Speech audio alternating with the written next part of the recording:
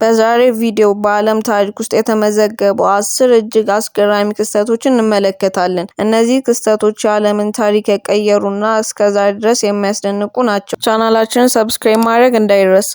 በ10ኛ ደረጃ የምናገኘው ጄነን ካልመንትን ነው። በታሪክ ውስጥ ከፍተኛ የእድሜ ዘመን በመኖር በይፋ የታወቀች ፈረንሳዊት ሴት ናት። የተወለደችው የካቲት 21 በ1875 ኤርላስ ፈረንሳይ ነው። የሞተችው ነሐሴ 4 ቀን በ1997 በ122 ዓመቷ ከ164 ቀኗ ነው። የታወቀችበት ምክንያት በጊነስ ቡክ ሪከርድ እስከዛሬ በሕይወት የኖረች ረጅም ዕድሜ ያስመዘገበች ሰው በመሆን ነው። እስከ 100 ዓመቷ ድረስ ብስክሌት መንዳት ትወድ ነበር። እስከ 110 ዓመት ድረስ ብቻዋን ነበር የምትኖረው። ዘውትር ቸኮሌት መብላት፣ የወይራ ዘይት መጠቀምና የወይን ጠጅ መጠጣት ትወድ ነበር። ረጅም ዕድሜ የመኖር ሚስጥርሽ ምንድነው ብላ ስትጠየቅ እግዚአብሔር ራሴ ይመስለኝ ነበር በማለት በሳቅና በቀልድ ትመልስ ነበረ። ጄነን ካልመንት በ19ኛው ክፍለ ዘመን ተወልዳ ሙሉኛው ክፍለ ዘመን አሳልፋ ወደ 21ኛው ክፍለ ዘመን ጥቂት ሲቀሯት ሕይወቷ አልፏል።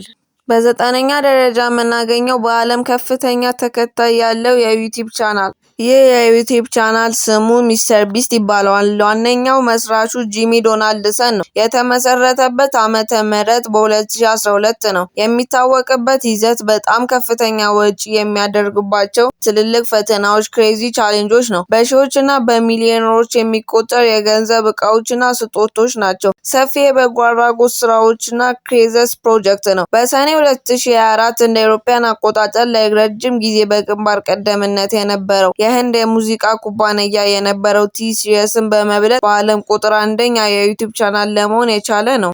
በአንድ ደቂቃ ውስጥ ብዙ ፑሽአፕ መስራት። የጊነስ የዓለም ድንቅ መዝገብ የያዘው ግለሰብ ሮይ በርገር ካናዳዊ ነው። የተሰራው ብዛት በአንድ ደቂቃ ውስጥ 84 ፑሽአፕ ነው። ተመዝጋቢ ሮይ በርገር ነው። የተመዝጋቢ ቦታና ጊዜ አቷዋ ካናዳ ሰኔ 1998 ነው። የጊነስ የዓለም መዝገብ ድርጅት በአንድ ደቂቃ ውስጥ የሚሰሩ ፑሽአፖችን ሲመዘግብ የእጅና የሰውነት አቀማመጥ ሙሉ በሙሉ ትክክል መሆን እንዳለበት በጣም ይጠብቃሉ። ትክክለኛው ፎርም ሳይጠብቅ በከፊል ብቻ ዝቅ በማለት የተሰራ በርካታ ይፋ ያልሆኑ ሙከራዎች ቢኖሩም በጊነስ ሕግ መሰረት ትክክለኛ መንገድ ጠብቆ በተሰራ ፑሽአፕ እስካሁን ድረስ መዝገቡ ያለው በሮይ በርገር ጋ ነው። በ7ኛ ደረጃ የምናገኘው በብዛት የተሰበሰበ የቲክታክ ሳጥን። ቲክታክ በዓለም ላይ በጣም የታወቀ ትንሽ የከረሜላ ሳጥን ነው። በላዩ ላይ ያለው ክዳን ከረሜላው አንድ ባንድ በቀላሉ እንዲወጣ ያስችሏል። ይህ ልዩ ንድፍ በዓለም ዙሪያ የብዙ ሰዎችን ቀልብ ስቧል። ከዚህም የተነሳ አንዳንድ ሰዎች ባዶ የቲክታክ ሳጥን እንደ ስብስባቸው ያከማቹታል። እንዲያውም አንዳንድ ሰዎች በሺዎች የሚቆጠር ቲክታክ ሳጥኖችን በመሰብሰብ በዓለም ሪከርድ መመዝገብ ችሏል። በ6ኛ ደረጃ የምናገኘው የኒክ ስቶበር የዓለማችን ረጅሙ ምላስ ነው። በዓለም አቀፍ ደረጃ በጊነስ ቡክ ኦፍ ሪከርድስ ስሙ በግሉ የተመዘገበ አሜሪካዊ ሰው ነው። የተመዘገበበት ዘርፍ በዓለም ላይ ረጅም የምላስ ባለቤት በመሆን ነው። የምላሱ ርዝመት 10.1 ሴንቲሜትር ነው ወይም 3.97 ኢንች ነው። የሚለካው ከንፈር ከተዘጋ በኋላ ከከንፈር ጫፍ እስከ ምላስ ጫፍ ድረስ ባለው ርቀት ነው። ሪከርዱ የተመዘገበው ህዳር 27 ቀን 2012 ዓመተ ምህረት ኖቬምበር 2012 ነው። ልዩ ችሎታው ኒክ ምላሱን በጣም ረጅም ከመሆኑ የተነሳ ምላሱን በፕላስቲክ መጠቅለያ ዊፕ በመሸፈን ቀለም ላይ በመንከር በምላሱ ስዕሎችን ይስላል። በተጨማሪ አፍንጫውን አልፎ እስከ አገጩ በምላሱ በቀላሉ መድረስ ይችላል። አስገራሚ እውነታ! የሰው ልጅ አማካኝ መደበኛ የምላሱ ርዝመት በወንዶች አካባቢ 8.5 ሴንቲሜትር ሲሆን የሱ ምላስ 10.1 ሴንቲሜትር ነው።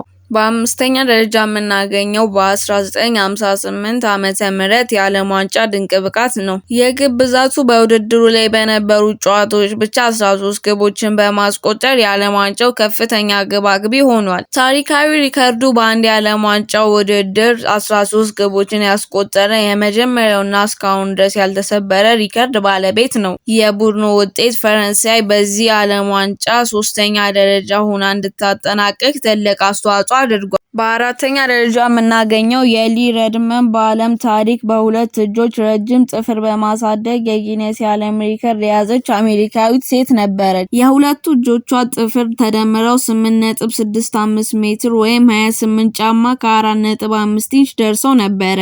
ጥፍሯን መቆረጥ ያቆመችው በ1979 እንደ አውሮፓውያን አቆጣጠር ሲሆን ለአስደናቂ ርዝመቱ ለመድረስ ከ30 ዓመት በላይ ሳትቆርጦ አሳድጓለች። በቀኝ እጇ አውራ ጣቷ ላይ ያለው ጥፍር ብቻውን ወደ 90 ሳንቲሜትር ያህል ይረዝም ነበረ። በየካቲት 2009 እንደ አውሮፓውያን አቆጣጠር በ2001 ዓመተ ምህረት በደረሰባት አሰቃቂ የትራፊክ አደጋ ምክንያት ለ30 ዓመት ያሳደገችው ረጅም ጥፍሯ በሙሉ ተሰበረ። ምንም እንኳን ጥፍሮቿ ቢሰበሩም በጊነስ ባለሙያ ጋር በመሆን የተሰበሩትን ጥፍሮች ሰብስበው በከረጢት በማስቀመጥ እንደ መታሰቢያነት ትይዘው ነበረ። ሊ ረድመን በየቀኑ በሞቀ የወይራ ዘይት በማሸት እና ጥፍሯን በማጠንከሪያ በመቀባት በጥንቃቄ እንክብካቤ ትይዘው ነበረ። በሶስተኛ ደረጃ የምናገኘው የዓለማችን ፈጣን ሰው ኡዜን ቦልት ነው። ጃማይካዊው አትሌት ኡዜን ቦልት በፈጣን ሩጫው የዓለም ድንቅ ታሪክ የጻፈ ሲሆን እስከዛሬ ድረስ ያልተሰበረ 2 የዓለም ሪከርዶችን ይይዛል። 100 ሜትር በ9.58 ሰከንድ እንደ አውሮፓውያን አቆጣጠር በ2009 በበርሊን የዓለም ሻምፒዮን ላይ የተመዘገበ ነው። 200 ሜትር በ19.19 ሰከንድ እንደ አውሮፓውያን አቆጣጠር በ2009 በበርሊን የዓለም ሻምፒዮን ላይ የተመዘገበ ነው። በእነዚህ አስደናቂ ስኬቶቹ ምክንያት የመብረቅ ያህል ፈጣን በሚል ቅጽል ስሙ ይታወቃል።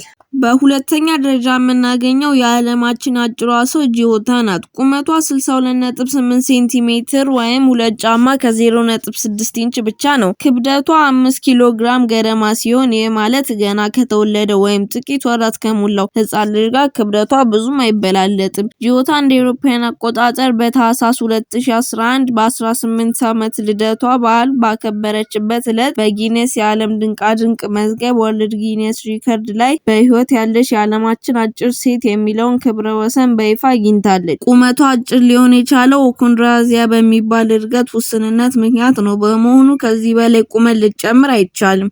በአንደኛ ደረጃ የምናገኘው የዓለማችን ረጅሙ ሰው ሱልጣን ኩሰን ነው። ቁመቱ 2 ሜትር ከ50 ሴንቲሜትር ወይም 8 ፊት ከ2.8 ኢንች ነው። እጁ ከእጁ አንጓ እስከ ጣቱ ጫፍ 28.5 ሴንቲሜትር የሚረዝም ሲሆን የእግሩ መጠን ደግሞ 62 ቁጥር ጫማ ነው የሚያደርገው። ለረጅም ቁመቱ ምክንያት የሆነው ጊገነሲም የተባለ በፑሊ እጢ ላይ በሚፈጠር ያልተለመደ የሆርሞን እድገት ነው።